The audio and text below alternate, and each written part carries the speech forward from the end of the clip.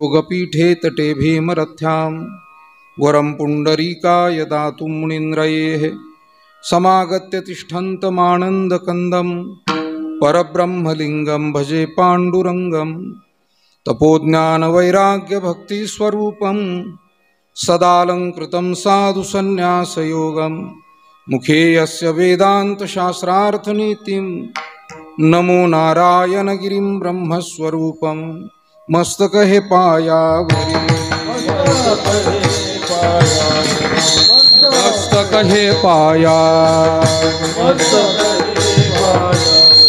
या वार करे संताचा वार करे संताचा वार करे संताचा वार करे संताचा वार करे संताचा वार करे संताचा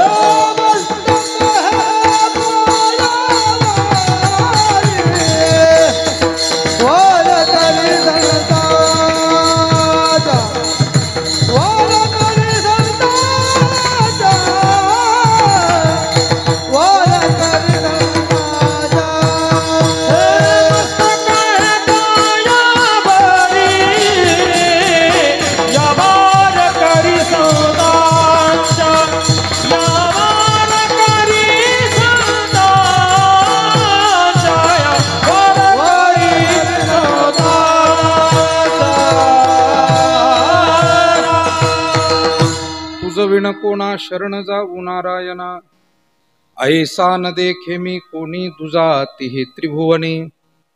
संत श्रेष्ठ जगतवंदनीय जगद्गुरु श्री तुकाराम महाराज यांचा 4 चरणांचा अत्यंत महत्वपूर्ण अशा स्वरूपाचा हा अभंग आजच्या कीर्तन सेवेसाठी निवडलाय. थोडा इको आणि हे मोकळा करा बस थोडस. या अभंगाद्वारा जगद्गुरु तुकाराम महाराज भगवान पांडुरंग परमात्म्याशी संवाद साधतायत की हे प्रभू, या जगामध्ये जीव जीवाला शरण गेला तरीही तो दुःखमुक्त होणार नाही, कारण एक दुःखी असलेला दुसऱ्याला सुखी कसा करू शकेल. ज्याच्यामध्ये सुखदुःखादी भावना संभवत नाही असं जड तत्व तेही जीवाला म्हणजे आम्हाला सुखी कसं करू शकेल. आणि सुख हे जे तुझं स्वरूप आहे त्यामुळे तुझ्या सहवासात चिंतनात सेवेमध्ये निश्चितपणे जीव सुखरूप होऊ शकतो. हा दृढ विश्वास संत वचनामुळे आणि साधनेमुळे आमच्या अंतकरणात निर्माण झालाय. आणि म्हणून देवा, तुझ्या वाचून आता जगात शरण कुणाला जायचं असं आम्हाला कुणीही अन्यत्र दिसत नाही. आम्ही शास्त्र पाहिली, पुराणं पाहिली, संत वचनांचाही मागोवा घेतला आणि त्या सर्वांचं मत हेच आहे. आणि म्हणून देवा, आम्ही तुझ्या पायी दृढतेनं एकरूप झालो आहोत. या भक्तीशी, साधनेशी, एकनिष्ठतेने या सेवेशी जोडलो गेलो आहोत. तुका म्हणे ठाई जडोनी ठेलो तुझे पायी, ऐसा न देखे मी कोणी दुजा तिही त्रिभुवनी. विठाला विठाला विठाला विठाला विठाला विठाला. हो, गायकी पाटील परिवार, नेवासा खुर्द श्री क्षेत्र नेवासा, जिल्हा अहिल्यानगर, या परिवारातील कैलासवासी सौभाग्यवती सरस्वतीताई निवृत्ती पाटील गायके यांचं प्रथम पुण्यस्मरण आपल्या सर्वांमध्ये आज साजरं केलं जात आहे. त्यांचे पती आणि आपले सर्वांचे स्नेही निवृत्ती उर्फ नंदू गणपतराव पाटील गायके, मुलगा राहुल निवृत्ती पाटील गायके, दुसरा मुलगा निलेशराव निवृत्ती पाटील गायके, सुनबाई सौ राणीताई राहुल पाटील गायके,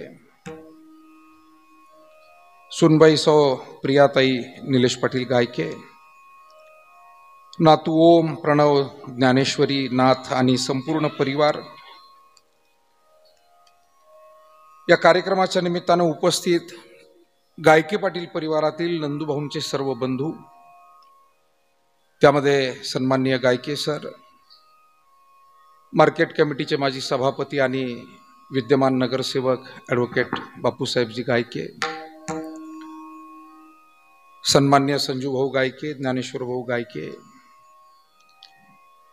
या निमित्तानं उपस्थित गायके पाटील परिवाराचे सर्व सदस्य, नंदूभाऊंचे सर्व बंधू गायके सर, कार्यक्रमाच्या निमित्तानं आवर्जून उपस्थित गायनाचार्य, संगीत विशारद, महाराष्ट्राच्या दिग्गज गायकांमध्ये ज्या मंडळींचं नाव हे अत्यंत वरच्या लेवलला आहे असे संगीत विशारद नंदकिशोरजी महाराज भगत, संगीत विशारद सुनीलजी महाराज पारे, मृदंगाची अत्यंत उत्तम साथ करणारे आपले प्रसादजी महाराज तरवडे, वारकरी संप्रदायामध्ये अत्यंत तोलामोलाची सेवा देणारे आमचे गुरुबंधू,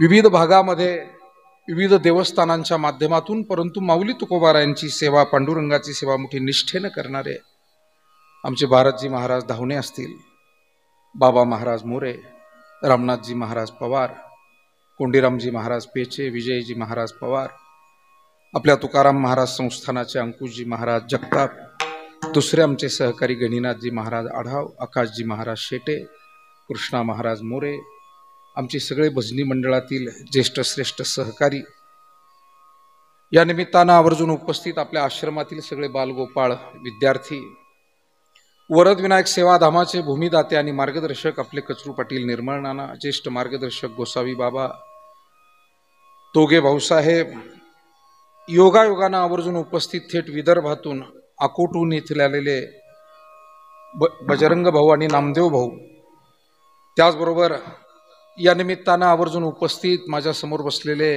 रावसाहेब भाऊ पेचे असतील, डोहाळे सर असतील, आमचे रासने बंधू असतील, ज्यांची सुंदर साऊंड व्यवस्था आहे असे आमचे नालकर पाटील असतील, PR जाधव साहेब आहेत, आदरणीय दादा कराळे सर, आबासाहेबजी लोखंडे पाटील, गालमेले पाटील, सन्माननीय मुंगसे साहेब,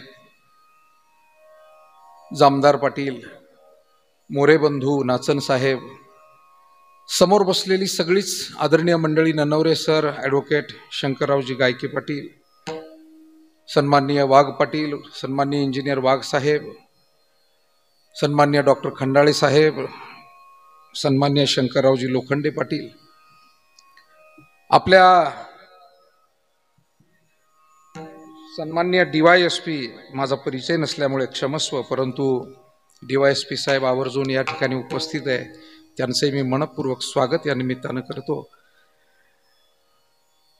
भजनी मंडळातील प्रमुख आमचे अशोकरावजी लोखंडे पाटील, समोर बसलेली सगळीच आदरणीय मंडळी, माता भगिनी, आपल्या सर्वांच्या उपस्थितीमध्ये आज आपण कैलासवासी सौभाग्यवती सरस्वतीताई निवृत्ती पाटील गायके यांनाही श्रद्धांजली, आदरांजली अर्पण करतोय.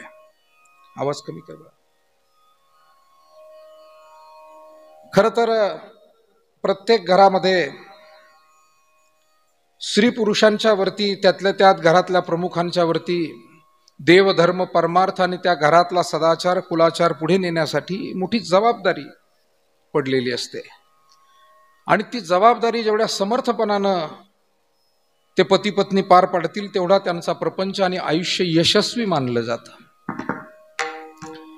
यशस्वी होणं म्हणजे एखाद्या क्षेत्रात एखादी गोष्ट ठळकपणानं करणं, याला आयुष्य यशस्वी म्हणत नाही, त्याला ते काम यशस्वी म्हणतात. म्हणून काही माणसं नोकरीत यशस्वी आहे, परिवारात अयशस्वी आहे, थोडं स्पष्ट बोलतो. काही माणसं पाहुणचारात यशस्वी आहे, अध्यात्मात अयशस्वी आहे. काही माणसं अध्यात्मात यशस्वी आहे, व्यवसायात अयशस्वी आहे. काही माणसं व्यवसायात यशस्वी आहे, सेवा कार्यात अयशस्वी आहे. आणि म्हणून आपल्यासारखी सज्जन स्त्री पुरुष शक्यतो हा प्रयत्न करतात की प्रत्येक आपली जी जबाबदारी आहे, कर्तव्य आहे, त्याला न्याय कसा देता येईल, आपण उत्तम सर्वोत्तम असा क्रम घेऊन अधिक चांगलं काम करण्याचा प्रयत्न कसा करू, हा विचार ठेवणारे प्रत्येक जण आहे. मला म्हणायचं नाही की प्रत्येक क्षेत्रात आपण काही सर्वोच्च स्थानी जाऊ शकू, पण आपण प्रयत्न केला पाहिजे. आणि या दृष्टीने जर विचार केला तर सौभाग्यवती सरस्वतीताई निवृत्ती पाटील गायके यांच्या जीवनाकडे पाहताना त्या यशस्वी जीवन जगल्या, सार्थकी जीवन जगल्या, असं मला स्वतः या परिवाराचा तुमच्यासारखाच एक जवळचा स्नेही म्हणून मला स्वतःला वाटतं. तुम्ही सर्वजण कुटुंबीय म्हणून, नातेवाईक, गावकरी म्हणून जसं या कुटुंबाकडे, नंदूभाऊ आणि त्यांच्या परिवाराकडे जवळून पाहत आला, तसं मी पाहत आलो. नंदू पाटील गायके हे या नेवाशात आल्यानंतर जे आमचे सगळे इथे आदरणीय स्नेही बसलेले आहेत, या स्नेही परिवारातीलच एक अत्यंत जवळचे स्नेही म्हणजे नंदूभाऊ गायके. आणि विशेष म्हणजे त्या काळामध्ये बऱ्याच वेळेला कीर्तनाला आम्ही सोबत जायचो. सुरुवातीचा काळ आणि थेट पुण्यापर्यंत, मुंबईपर्यंत, नाशिक म्हणा, अन्य विदर्भापासून ते मराठवाड्यापर्यंत अनेक भागामध्ये आम्ही गेलो. ते उत्तम गाडी चालवायचे आणि चांगल्या गप्पा छप्पा आमच्या रस्त्यानं व्हायच्या. म्हणजे अशा अर्थानं मला एक चांगले साथीदार म्हणून सुरुवातीच्या काळामध्ये. पण मला हे सांगायचं आहे की नंदूभाऊ यांची प्रपंचाची जी मागची जबाबदारी आहे त्या सरस्वतीताई सांभाळत होत्या.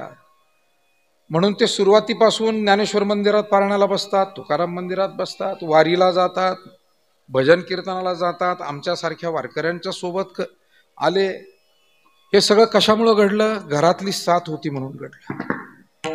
ताईंनी त्यांना कधी या कामामध्ये थांबवलं नाही, उलट सहाय्य केलं. आणि त्याचा परिणाम त्यांना परमार्थ करता आला आणि ताईंनी परमार्थ केला. त्यांनी होईल तेवढं देव धर्म परमार्थ, देवदर्शन, पोथी पुराण, व्रत उपवास त्यांनी केले.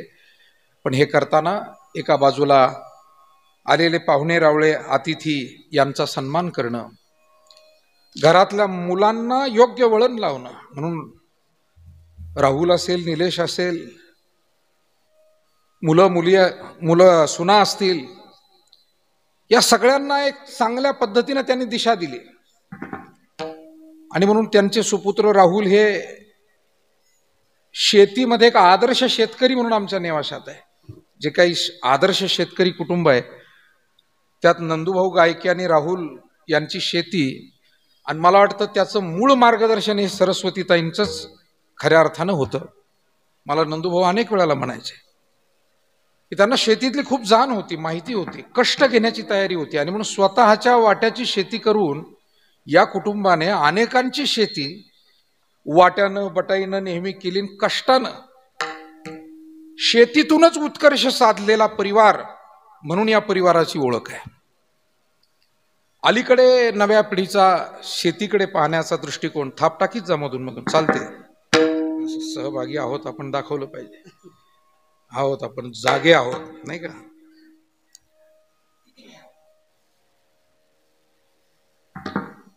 आमचे दीपकराव अकोलकर जी आहेत, अनेक पाहुणे मंडळी सुद्धा आलेले आहे, सर्वांचं स्वागत करतो. शेतीकडे पाहण्याचा दृष्टिकोन असा बदलतोय की हल्ली तरुण पिढीला शेती करण्याची आवड कमी झालेली आहे. किंबहुना कोणत्याही वडिलांना असं वाटत नाही की माझ्या मुलाला आता मी शेतीमध्ये तयार करतोय. जसं आपण अभिमानानं सांगतो आम्ही मुलाला इंजिनियर केलं, डॉक्टर केलं, ऑफिसर केलं, उद्योजक केलं. पण कोणताही बाप अभिमानानं म्हणत नाही, म्हणायला तो घाबरतो. कारण परिस्थिती निसर्गानं आणि सरकारनं अशी निर्माण करून ठेवलेली आहे. सरकार म्हणजे आजी माझी ढवळ्या पावळ्या सगळे, बरं का. शेतीकडे काही कुणी आपुलकीनं पाहायला तयार, ही वास्तविकता आहे आजची, याच्यात काही खोटं नाही. आणि त्यामुळे मी इतका फिरतो पण मला कुणी बाप अजून असा अभिमानानं म्हणत नाही की माझ्या मुलाला मी शेतीसाठी तयार केलाय. पण एक वास्तविकता अजूनही आहे, याच्यातला थोडासा नकारात्मकपणा, काही अडचणी बाजूला ठेवल्या तरी शेती ही माई आहे, आई आहे, शेवटी ती जगवते. आणि जेवढी काही आज मोठे परिवार प्रगत झालेले दिसतात त्याचा आधार, त्याची सुरुवात शेतीपासूनच झालेली आहे. अनेकांची मुलं परदेशात गेली पण कोणत्या पैशावर गेली? शेतीच्याच पैशावर गेली. अनेकांची मुलं मोठमोठे डॉक्टर, वकील, इंजिनियर झाले पण कोणत्या पैशावर झाले? शेतीच्याच उत्पन्नावर झाले. कारण मूळ मायबाप हे शेतीच करत होते. आणि आजही शेती जर का मन लावून केली तर ती निश्चित फायदेशीरही ठरते आणि ती माणसाला जगवते, पुढे नेते. याचं उदाहरण म्हणजे आमचे नंदू पाटील गायकी आहे आणि कैलासवासी सरस्वतीबाई आहे. त्यांनी शेती आवडीनं केली, आजही ते आवडीनंच करतायत आणि त्यांना त्या शेतीचा आजही काही ना काही फायदा होतोय. थोडा बहुत तोटा सर्वांबरोबर सोसावाही लागतो. पण मला काही इतक्या दिवसात त्यांनी माझ्याजवळ बसून शेतीच्या तोट्याच्या चर्चा मारलेल्या, काय गप्पा मारलेल्या आठवत नाही. ते काही फार नकारात्मक बोलणारं व्यक्तिमत्व नाही. मागे सुनबाईला थोडा त्रास झाला, मला उशिरा कळलं. तर मी आत्ता 10-12 दिवसापूर्वी मला कळलं, खरं म्हणजे 2-4 महिन्यापूर्वी सुनबाईला. मी त्यांना म्हटलं, नंदू भाऊ मला माहीतच नाही सुनबाईला त्रास झाला, मी भेटायला आलो असतो. ते म्हणे आता दुखण्याची सवय झाली आम्हाला, काही सांगितलंच नाही म्हणे कोणाला. काय आता जे वाट्याला येईल त्याला पुढे गेलं पाहिजे. म्हणजे इतक्या सकारात्मकपणे कपाळाला हात लावून उगीच नशिबाला दोष देत बसण्यापेक्षा आमचे संत महात्मे म्हणतात तसं, समयासी सादर भावे, सादर भावे देव ठेवे तैसे रहावे, देव ठेवेल तैसे रहा. समया सादर भावे, सादर भावे देव ठेवेल तैसे रहा, देव ठेवेल तैसे रहा. कोण दिवसी बैसोने हत्तीवर, कोण दिवसी पालखी सुभेदार, कोण दिवसी बैसोने हत्तीवर, कोण दिवसी पालखी सुभेदार, कोण दिवसी पायाचा चाकर चालत जावे, चालत जावे देव ठेवील तैसे रहावे, देव ठेवील तैसे रहावे.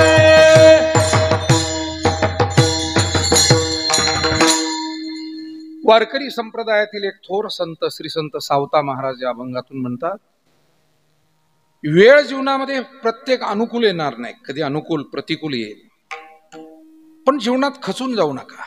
सावता महाराजांचं म्हणणं आहे, समयासी सादर व्हावे, आलेल्या वेळेला सामोरे जा. आणि म्हणून जीवनामध्ये आलेल्या सगळ्या प्रसंगांना धैर्यानं स्वीकारणं, संयमानं स्वीकारणं, हेच मानवी जीवनातलं मोठेपण आहे. आपण श्रेष्ठ माणसं कुणाला म्हणायचं, श्रेष्ठ स्त्री पुरुष कुणाला म्हणायचं, ज्यांना सुखदुःख हेलकावे देऊ शकत नाही. सुख झालं म्हणून जे अति हुरळून जात नाही आणि दुःख झालं म्हणून जे कोलमडून जात नाही. अध्यात्म नेमकं कशासाठी आहे? अध्यात्म सुख दुःखाचं संतुलन करण्यासाठी आहे. सुखदुःखातून निर्माण होणाऱ्या ज्या भावना आहेत त्या भावनेचं संतुलन करण्यासाठी आहे. नाही तर जीवनात संतुलन नसेल तर काही उपयोग होणार नाही. कारण सुख सुद्धा नाही पचवता आलं तर त्याचं रूपांतर शेवटी दुःखातच होत असतं. सुख जर नाही पचवता आलं तर त्याचं रूपांतर कसं होतं? दुःखात होतं. म्हणजे एका ठिकाणी खूप चांगल्या पद्धतीनं यश मिळालं मुलाला आणि मोठ्या परीक्षेमध्ये चांगले मार्क मिळवून तो यशस्वी झाला. परंतु इतका आनंद झाला की सगळे मित्र जमले, मित्रांनी पार्टी केली, पार्टी करून गाडीत बसले. गाडीतून येत असताना ऍक्सिडेंट झाला. मी नावगाव सांगत नाही, घडलेली घटना आहे. आणि 4-5 मुलं, तरुण मुलं, MBBSची शेवटच्या वर्षाची, त्यांचा मृत्यू झाला. आता अशा असंख्य घटना आहे. मी एक उदाहरण म्हणून आपल्या पुढे ठेवलं. म्हणून ज्ञानोबा म्हणले, सुखी संतोषा न यावे, दुःखी विषादा न भजावे, आणि लाभालाभ न धरावे मना माझी. सुख दुःख समान सकळ जीवांचा, कृपाळ ज्ञानाचा उद्बोध, भक्तिप्रेमाचा कल्लोळ. पारायण केल्यानं काय होतं लोक विचारतात. काय? मानसिक संतुलन टिकून राहतं, मानसिक संतुलन म्हणजे काय? सुख दुःखाचं संतुलन. सुख पचवता येणं.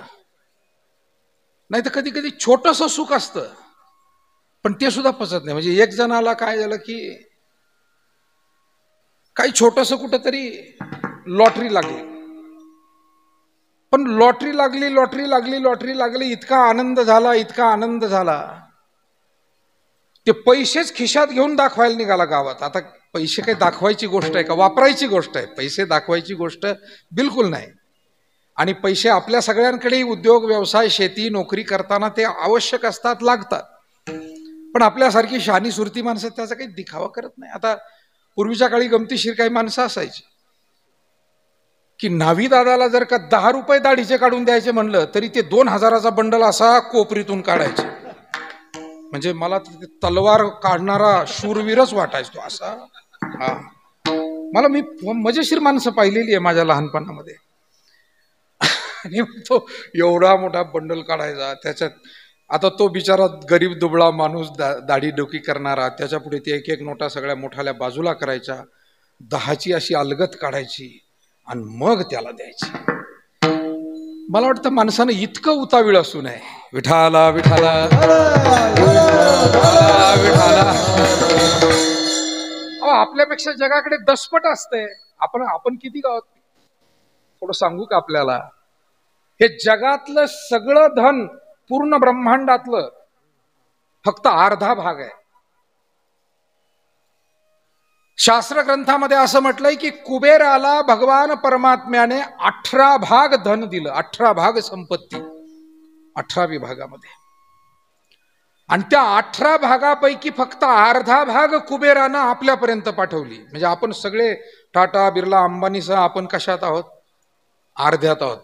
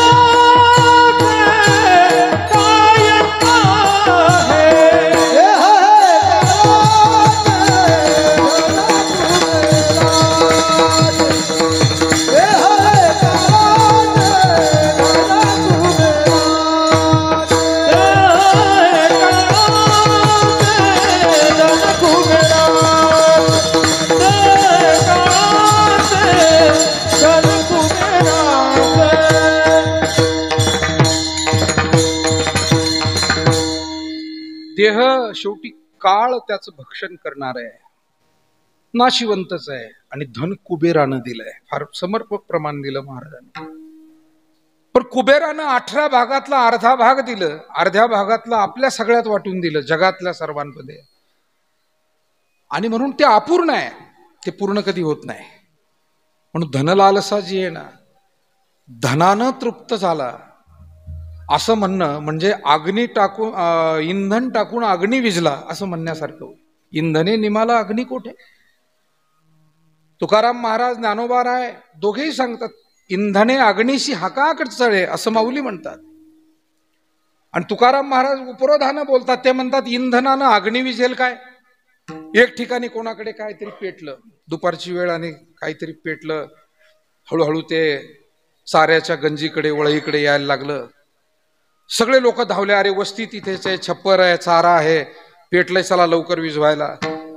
मग कुणी झाडाच्या फांद्या तोडल्या आणि त्या पाल्यानं त्याला विझवू लागले, कुणी पाणी आणून टाकू लागलं. एक महाशय 5 लिटरची कॅन घेऊन निघाले. कशाची? रॉकेटची. या जगामध्ये आपल्यासारखी जशी अनेक सज्जन माणसं आहेत तशी काही माणसांकडे या कॅन भरलेल्याच असतात. फक्त थिनगी पडायची वाट पाहतात, कॅन तयार आहे.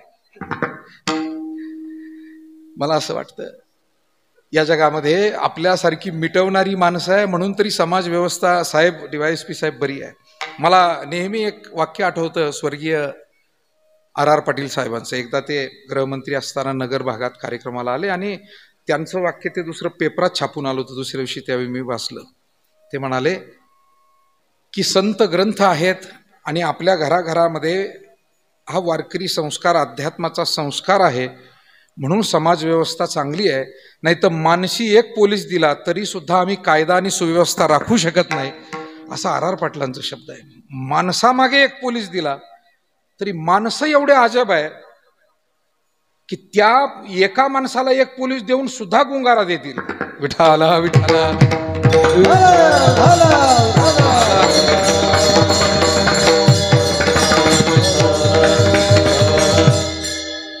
आणि मग बघा ना तुम्ही, माऊलींचा पालखी सोहळा, आपल्या ज्ञानेश्वरीचा पालखी सोहळा यावर्षी गेला. महाराष्ट्रातून हजारो दिंड्या पंढरपूरकडे येतात. आपल्यासारखे अनेक सन्माननीय पोलीस अधिकारी जेव्हा भेटतात तेव्हा सांगतात की आम्हाला या उत्सवाचा ताण नसतो. काम असतं पण ताण नसतो म्हणे, मानसिक ताण नसतो.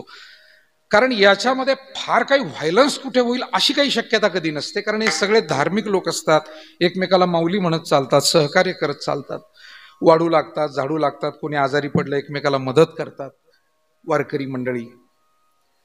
पण त्यांनी सांगितलं हेच जर का पंढरीच्या वारीच्या ऐवजी शिवजयंती आली, गणेश उत्सव आला, अमुक आलं, तर तिथं भक्तवर्ग जरा थोडा हौशी असतो बरं का. आणि हौशी भक्तवर्गामुळे पोलीस म्हणून मला नांगरे पाटलांचं एक वाक्य आठवतं. आपल्याकडे SP म्हणून त्यावेळेला विश्वासजी नांगरे साहेब होते नगरला, आणि पाकशाळेमध्ये एक कार्यक्रम झाला होता आपल्या मोहनीराज पाकशाळेत, त्यांचा सत्कार ठेवला होता.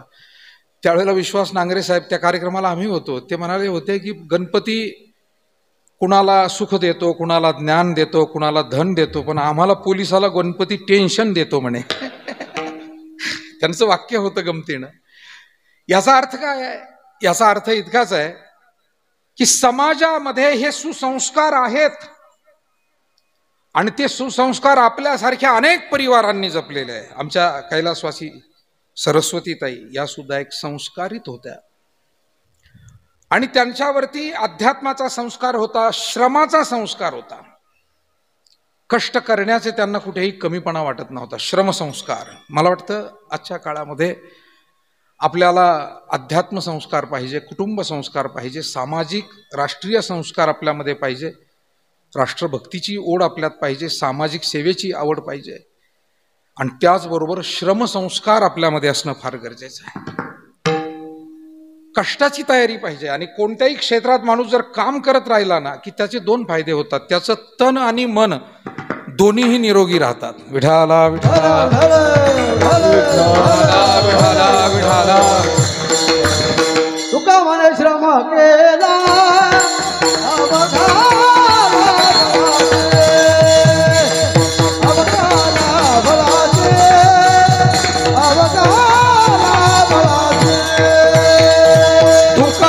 श्रम केला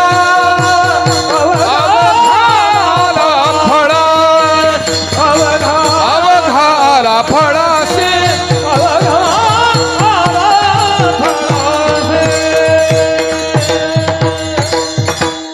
तुका म्हणे श्रम केला म्हणजे महाराज सुद्धा श्रम करत होते. दिनरजनी हाची धंदा गोविंदाचे अनेक प्रमाण आहे. संतांनी सुद्धा जबाबदाऱ्या घेतल्या, झटकल्या नाही. जी काही जबाबदारी त्यांच्यावर धार्मिक सामाजिक सेवेची, आणि म्हणून आपण सुद्धा भिन्न भिन्न जबाबदाऱ्या पार पाडतो. समाजामध्ये नेहमी एक विचार असतो, याला वाटतं त्याचं काम माझ्यापेक्षा कमी आहे, माझं जास्त आहे, त्याला वाटतं त्याचं कमी आहे, माझं जास्त आहे. पण खरं सांगू का, प्रत्येक क्षेत्रात आपण जेव्हा प्रत्यक्ष जाऊ ना त्याच वेळेला कळतं, जावे त्याच्या वंशा तेव्हा कळे.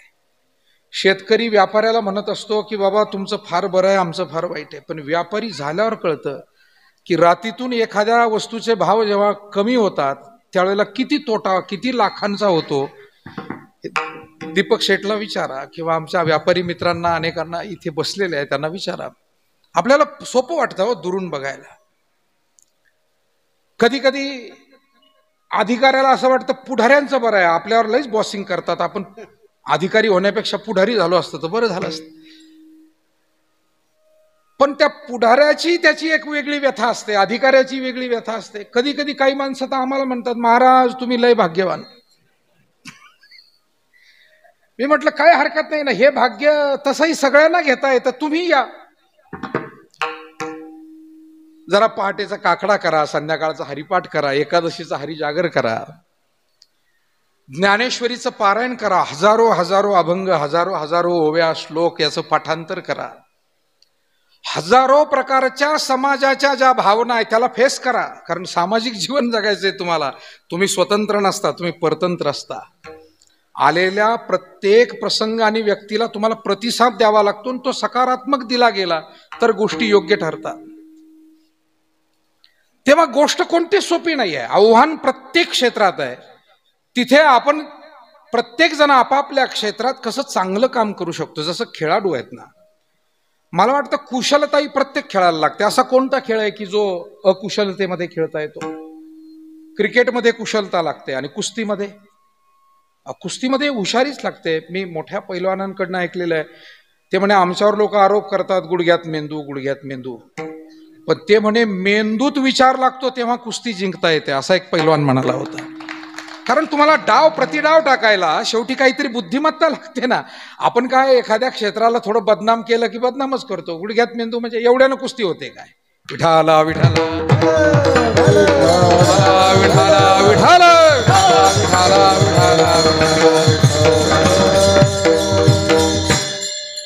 आणि म्हणून कुस्तीमध्ये कुशलता पाहिजे, बुद्धिमत्ता पाहिजे, खो खो मध्येही पाहिजे, तुम्हाला अन्य टेनिस बॉल खेळताना तिथेही पाहिजे, कबड्डी खेळताना तिथेही पाहिजे. खेळ वेगळे आहे परंतु तंदुरुस्ती आणि कुशलता, बुद्धिमत्ता, चपळता ही मात्र सर्व ठिकाणी लागते. तसं क्षेत्र वेगळं आहे. इथे बसलेल्यांचं सुद्धा अनेकांचं क्षेत्र वेगळं आहे. पण जे जे आपापल्या क्षेत्रामध्ये तळमळीनं काम करतील, कष्ट करतील, म्हणून कष्ट हा सुद्धा एक संस्कार आहे. आणि मी सांगू आपल्याला, या मृत्यूलोकामध्ये देव सुद्धा आराम करायला आला नाही हो, किंबहुना त्याला आराम करू दिला नाही लोकांनी. कृष्ण भगवान सतत सेवेत होते, राम प्रभू सतत सेवेत होते. आता ते चरित्र माहिती म्हणून मी त्याचा विस्तार काही करत नाही. पांडुरंग कोणी म्हणेल उभे आहे, आपण उभे आहे हे ध्यानात घ्या ना, बसलेले नाही, झोपलेले नाही. म्हणजे ते सुद्धा त्यांचं कार्य चालू आहे. काय चालू आहे? उभा भाविकासाठी,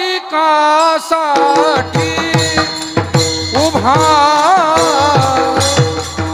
भाविकासाठी,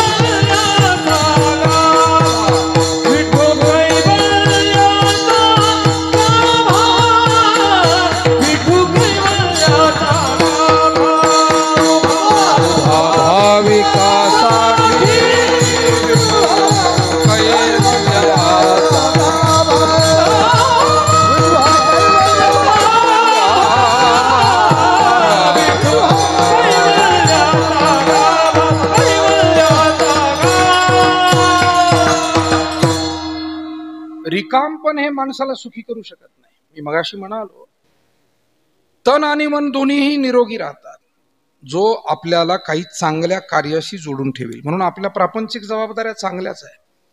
जबाबदारी मुक्त होणं चांगलं नाही, जबाबदारीत असणं फार चांगलं आहे.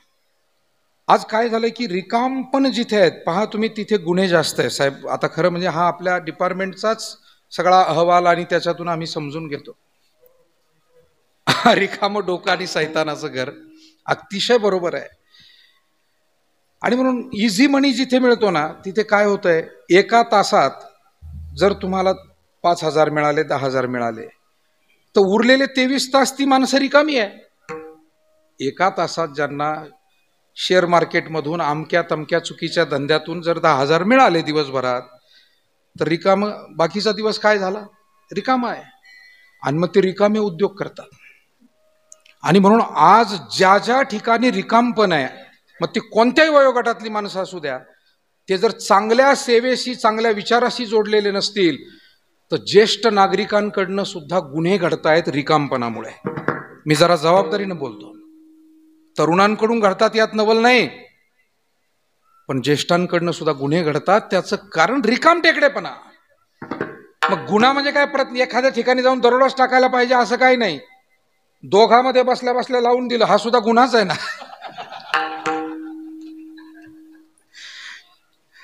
काय झालं, नवीन लग्न झालेली एक सुनबाई आपल्या घरच्या लोकांच्या भाकरी डोक्यावर घेऊन निघाली. जुना काळ, 5-25 वर्षापूर्वीचा जुना काळ आपल्या शेतकऱ्यांचा.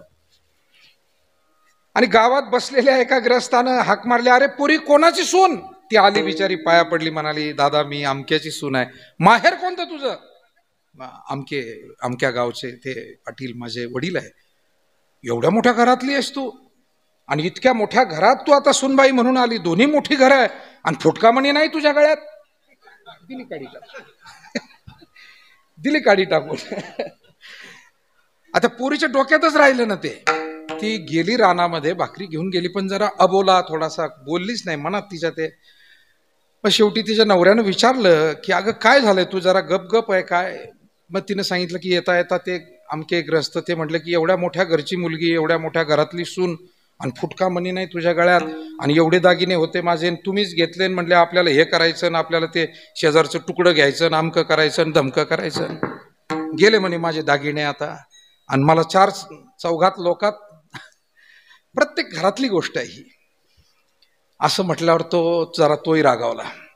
दुपारीच त्यानं आऊत फाटा आवरून घेतला, बैलगाडीत आऊत टाकलं, आला घरी.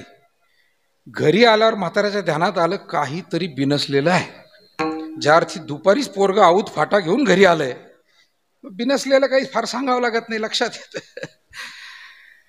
पण जे मोठे कुटुंब चालवणारी माणसं असतात ना, ती ध्येय धोरणे असतात.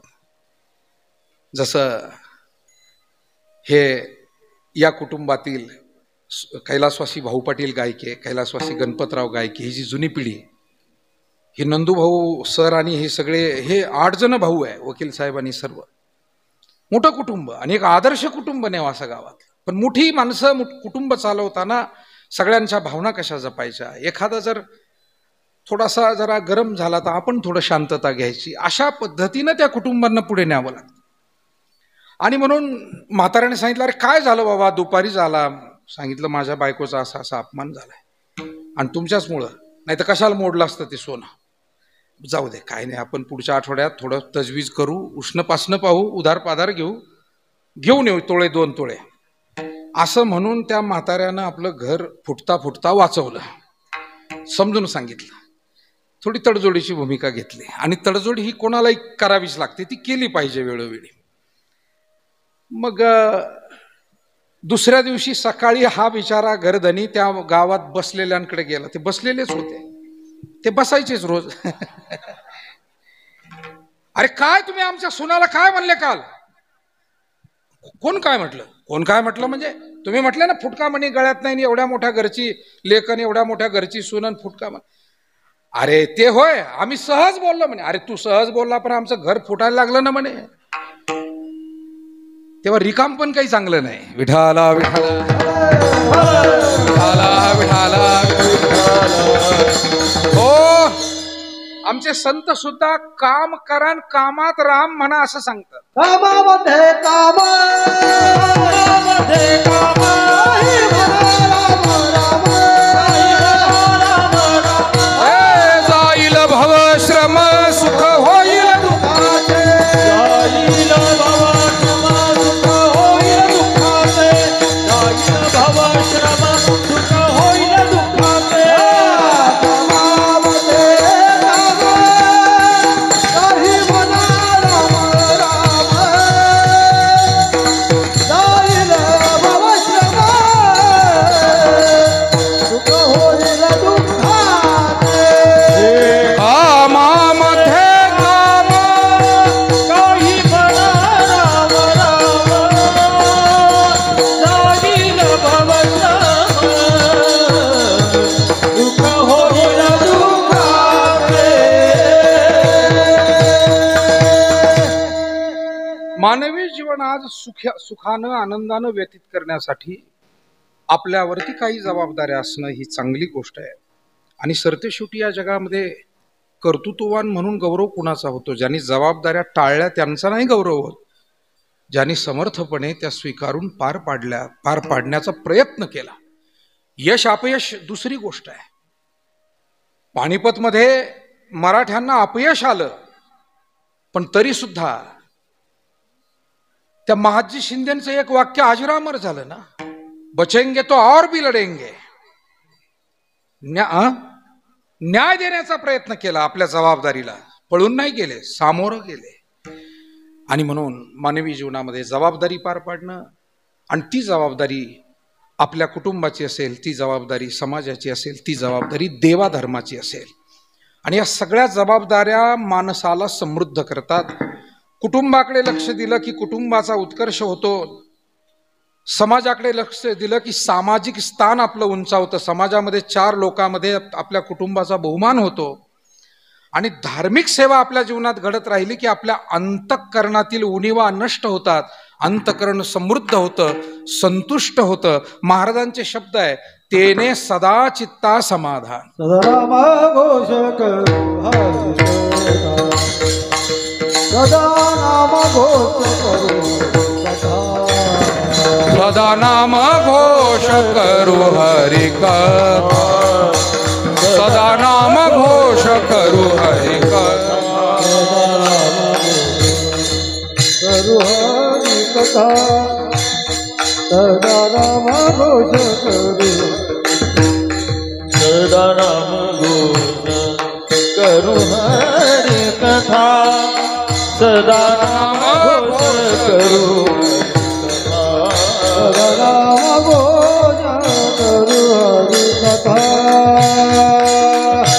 घोष करू हरि कथा, सदा नाम घोष करू हरि कथा, सदा नाम घोष करू हरि कथा, सदा नाम घोष करू हरि कथा. रे सदा चित्ता समाधान,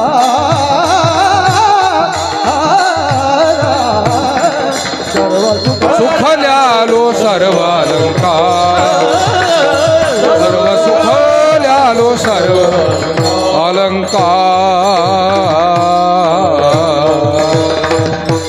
सदा नाम घोष करू हरी कथा. काय होतंय आध्यात्मिक चिंतन केल्यानं? तर चित्त संतुष्ट हे चित्त सदा सर्व काळ, तुटली हळहळ त्रिगुणाची. कितीतरी प्रमाण किंवा तेने सदा चित्ता समासन संतुष्ट सततम योगी यतात्मा दृढ निश्चय. गीतेमध्ये जी संतुष्टता सांगितली, त्या समाधान वृत्तीचा, संतुष्टतेचा अनुभव अध्यात्मानं. मला सांगा, या जगामध्ये प्रत्येक धडपड ही समाधानासाठीच तर अखेर केली जाते, पण वास्तविकता ही आहे की त्या धडपडीतून समाधान मिळत नाही.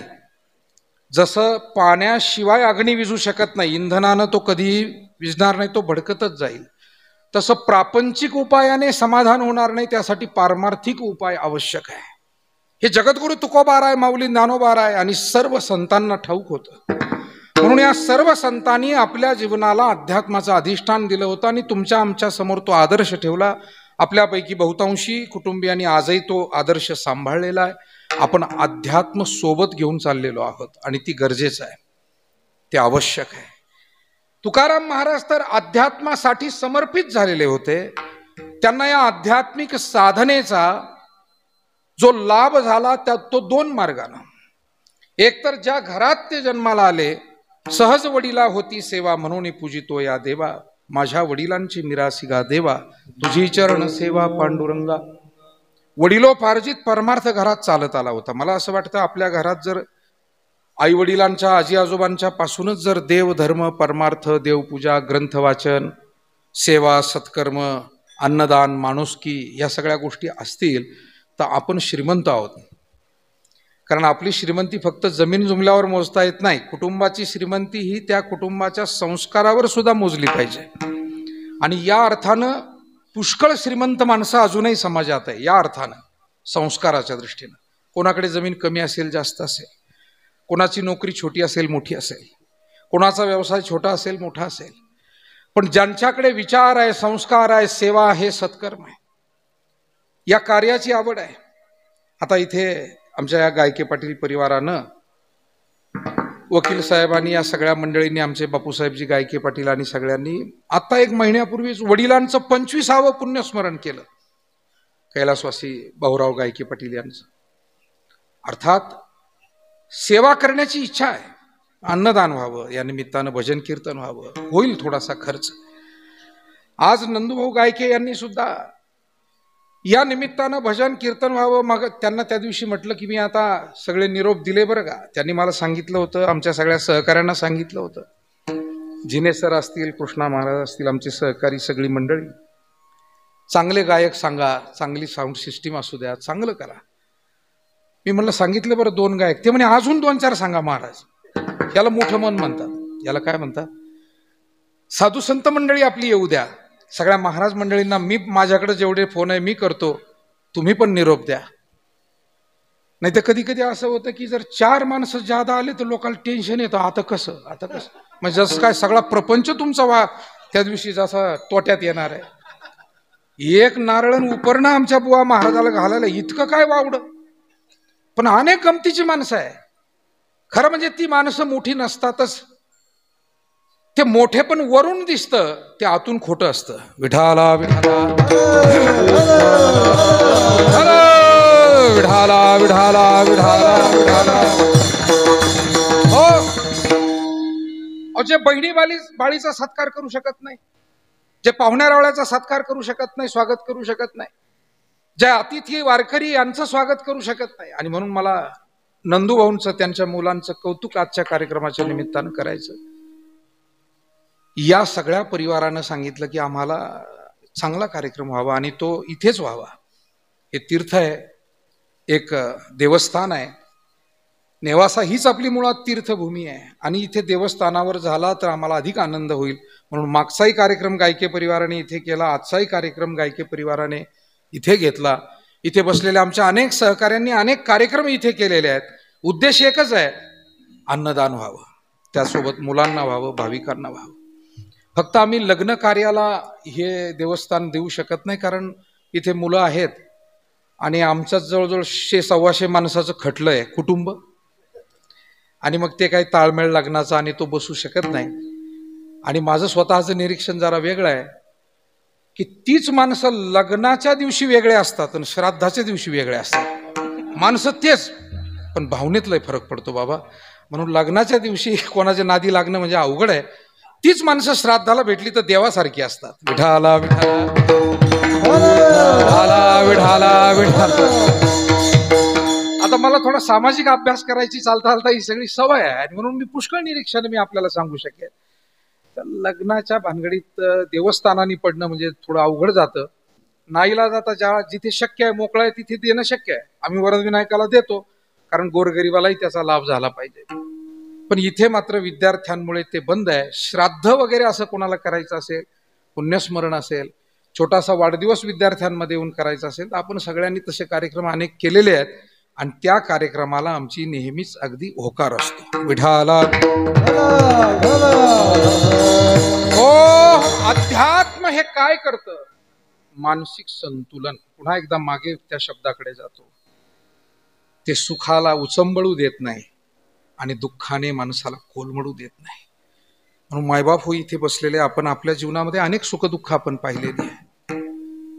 पण तुमच्यासारखी माणसं आजही धैर्यानं कामं करतायत, उभे आहेत प्रपंचामध्ये. त्याचं कारण काय आहे? अध्यात्माची जोड आहे आपल्याला.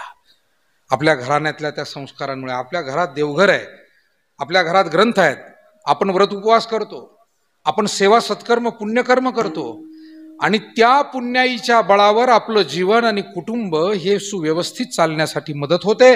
म्हणून जगद्गुरु तुकोबारायांना माहिती होतं की आपुला तो एक देव करुणी घ्यावा, तेने विण जीवा सुख नो हे. ईश्वराप्रत आपलं जीवन जोडलं गेलं पाहिजे, ईश्वराशी आपण संलग्न झालो पाहिजे, ईश्वराला शरणागत झालो पाहिजे. त्याचं कारण आहे त्यानं जन्म दिला, तोच चालवतोय आणि अखेर जीवनातील दुःखाचा परिहार सुद्धा तोच करील. जसं जगामध्ये रात्र संपवायची तर ते काम फक्त सूर्यच करील, बाकी रात्र दुसरं कोण संपवणार? किती जनरेटर लावले तरी, कितीही मशिनरी उभ्या केल्या तरी इन्व्हर्टर आणि जनरेटर हे रात्र संपवू शकत नाही. आपल्यापुरता उजेड देतील, पण रात्र संपूर्ण जर का दिवस उगवायचा असेल तर सूर्याचंच आगमन व्हावं लागतं. तसं जीवनातील दुःख प्रपंचानं संपणार नाही हे आपल्यासारख्या सुज्ञांना माहिती आहे. नव्या पिढीने सुद्धा हे ध्यानात ठेवायचंय. नुसते पैशानं तुमचे प्रश्न सगळे सुटणार नाही. जीवनामध्ये पैसे कमावता कमावता पुण्यही कमवावं लागतं. हा संस्कार आपल्यावर जुन्या पिढीनं करून ठेवलेला आहे. पैसे कमावता कमावता पुण्य, आणि पैसे आणि पुण्य दोन्ही कमावता आले तर जीवन खऱ्या अर्थानं यशस्वी, सुखी, आनंदी झालं असं म्हणता येतं. म्हणून जगद्गुरु तुकाराम महाराज म्हणतात, देवा तू सुखरूप आहे, सुखरूप ऐसा तुझा कोण सांगा, माझ्या पांडुरंगा. आणि म्हणून आम्ही तुला शरणागत आहोत. तुला सोडून अन्य आम्ही कोणाला शरण जाऊ शकत नाही. अभंगाचं पहिलं चरण. तुझ बिन कोणा, तुझ बिन कोणा, तुझ बिन कोणा, तुझ बिन कोणा, तुझ बिन कोणा, तुझ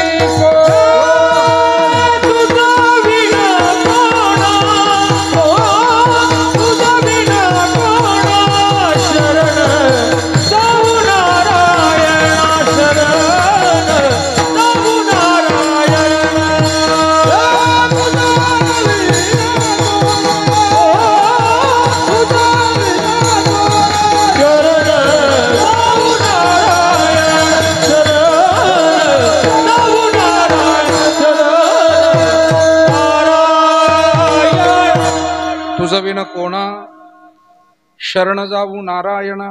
देवा तुझ्या वाचून शरण कुणाला जायचं? प्रश्न फार महत्वाचा आहे.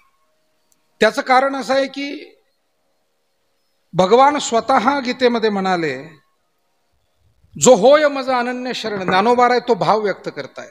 ज्ञानेश्वरीतून, जो होय मज अनन्य शरण, त्याचे निवारी मी जन्म मरण, या लागी शरणागता शरण्य मीचे को.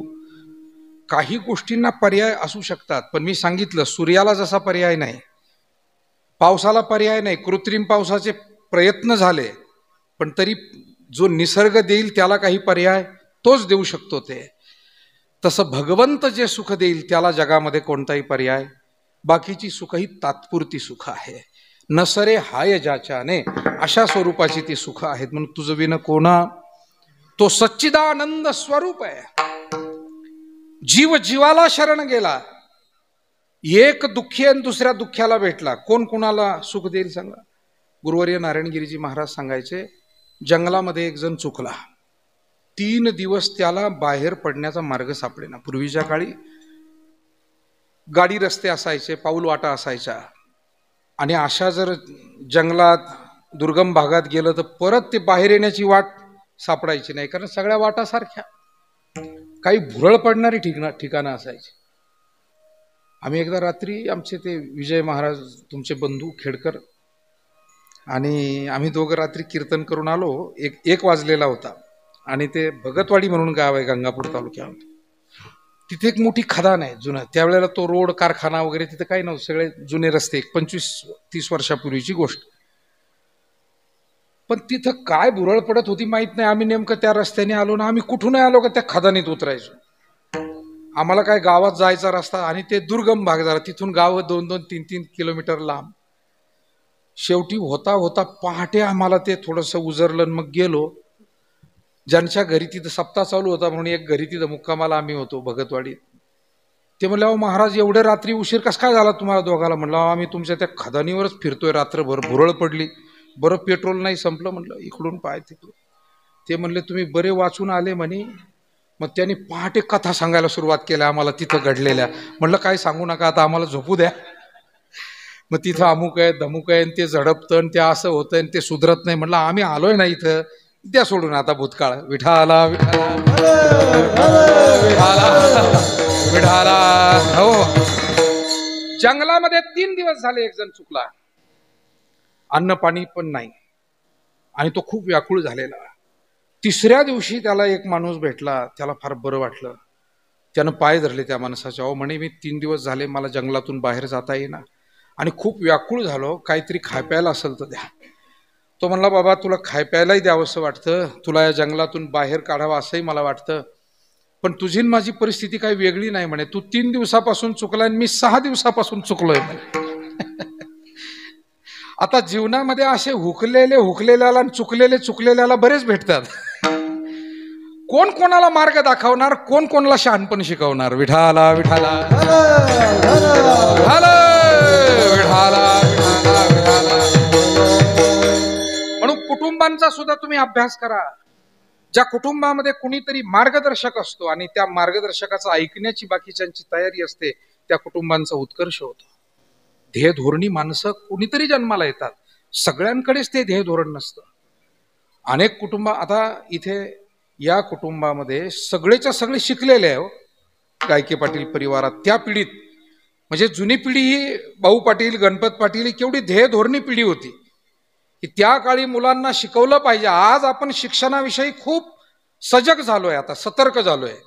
प्रत्येक अगदी छोट्यातला छोटा कमाई करणारा सुद्धा म्हणतो माझी पोरं चांगली शिकली पाहिजे, माझे मुलं मुली.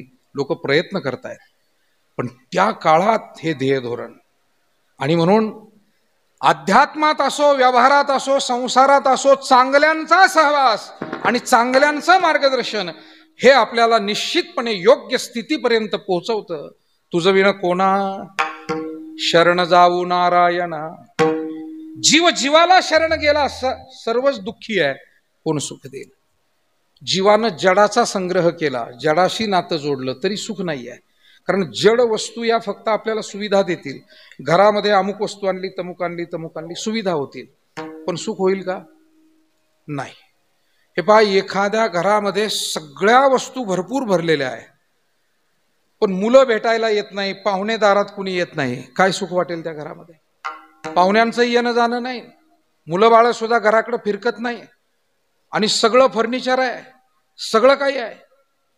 म्हणून आपल्या घरी अतिथीनं यावं, शेजाऱ्यांनी यावं, पाहुण्यारावळ्यांनी यावं, घर लहान असो का मोठं असो, पण ज्या घरी पूर्वीच्या काळी जुन्या लोकांचे म्हण होती, ते म्हणायचे ज्याच्या दारात चपला बुट जास्त सुटलेले आहे ती माणसं माणुसकीची आहे.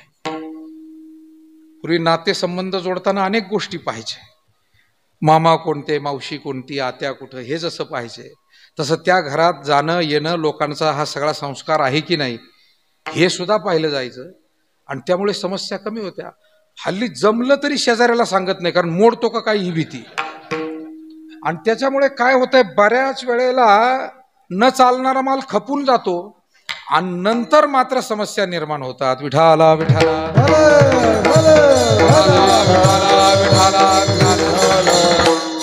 पूर्वी नातेसंबंध म्हणलं की शेजाऱ्याचा, भावकीचा, नातेवाईकाचा सगळ्यांचा विचार घेतला जायचा. मला एक वकील भेटले नाशिकच्या तिथल्या कोर्टातले, जिल्हा कोर्टातले. त्यांनी सांगितलं आमच्याकडे वर्षभरामध्ये किमान 1,500 ते 2,000 केसेस या घटस्फोटाच्या आहे म्हणे सध्या. कशाच्या केसेस आहे? घटस्फोटाच्या. हे समाजातलं चित्र काही फार चांगलं नाही आहे. हे का इतकं होत आहे? त्याचं कारण आपण माणसांना पाहण्यापेक्षा माणसांकडे काय आहे ते पाहतो. आणि जुनी माणसं माणसांकडे काय हे पाहता पाहता माणसं काय आहेत हे सुद्धा ते, आणि माणसाच्या गुणांना सुद्धा महत्व दिलं पाहिजे, माणुसकीला दिलं पाहिजे. मी मगाशी बोलता बोलता राहून गेलो. हल्ली शेतकऱ्याच्या मुलाला लोक मुलीच द्यायला नाही म्हणतात.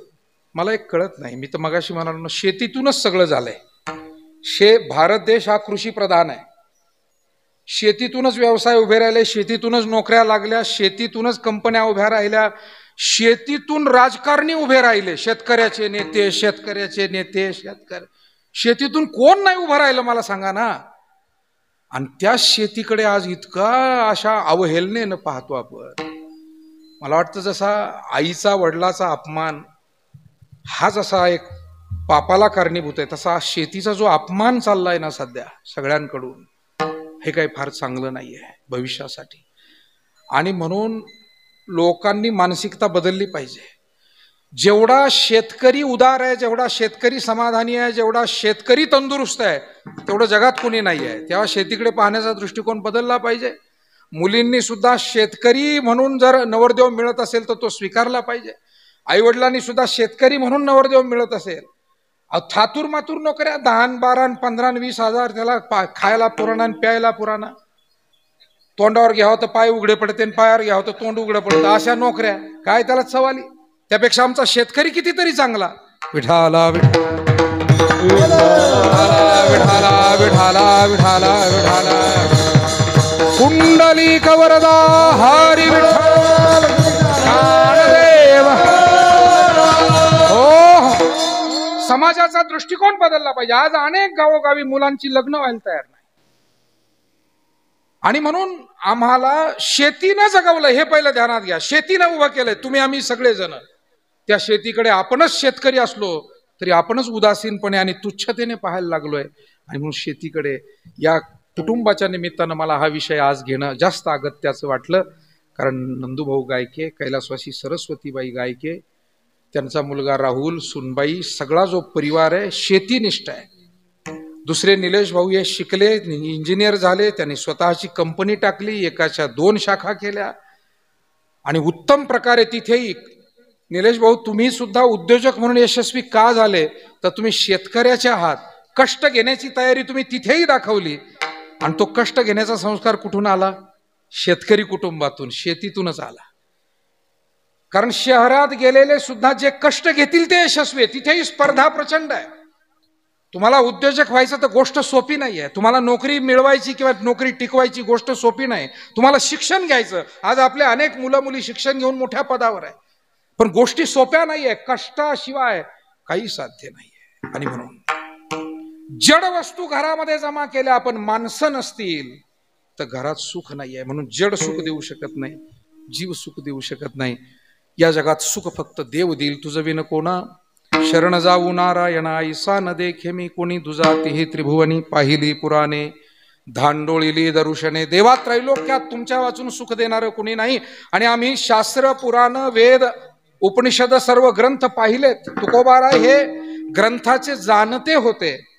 आणि महाराज म्हणतात की देवा तुम्हीच सुख प्रदान करू शकता, म्हणून आम्ही तुमचं व्रत करतो, तुमचं भजन करतो, तुमचं चिंतन करतो आणि तुमच्या चरणाशी आम्ही आता एकरूप झालेले आहोत. विठोबार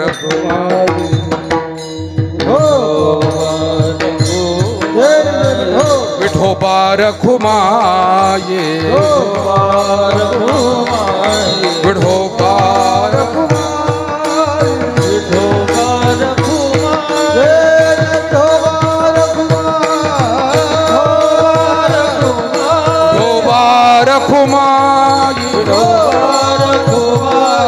विठोबार खुमा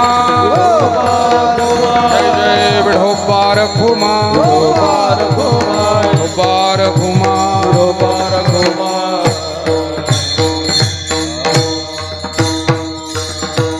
जगद्गुरु तुकाराम महाराज अभंगाच्या शेवटी म्हणतायत की देवा तुझ्या पायी आम्ही एकरूप झालो, तुझ्या पायी एकनिष्ठतेने या सेवेत सहभागी झालो. अभंगात तुका म्हणे ठाई